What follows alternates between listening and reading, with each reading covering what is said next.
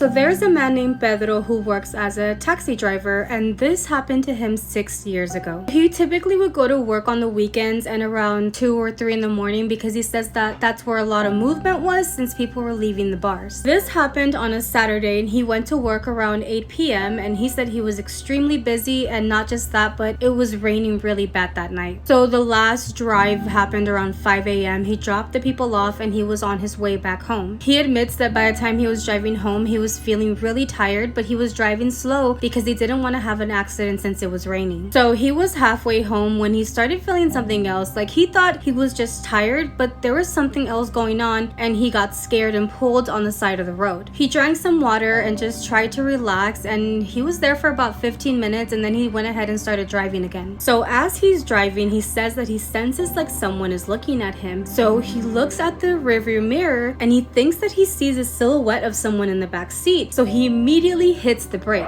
When he hits the brake, he obviously turns around to look, but there was no one in the car. He said that he saw the silhouette for like a second, and he just said maybe it was because he was tired and he was hallucinating, so he went ahead and kept driving. So as he's driving again, he looks through that rearview mirror and he sees the silhouette of someone again. This time he keeps driving, but he turns around to look at the back seat, and there is indeed someone back there. I have goosebumps, I swear. Those are the things that I would think about when I would like drive by myself when I used to live in Austin all the way down to the valley. Imagine someone just like in the back seat. No, fuck that. What he sees is a man in like a very nice dressy suit, but in the place of his eyes, there was just empty holes. And instead of like a face, it looked just like a skull.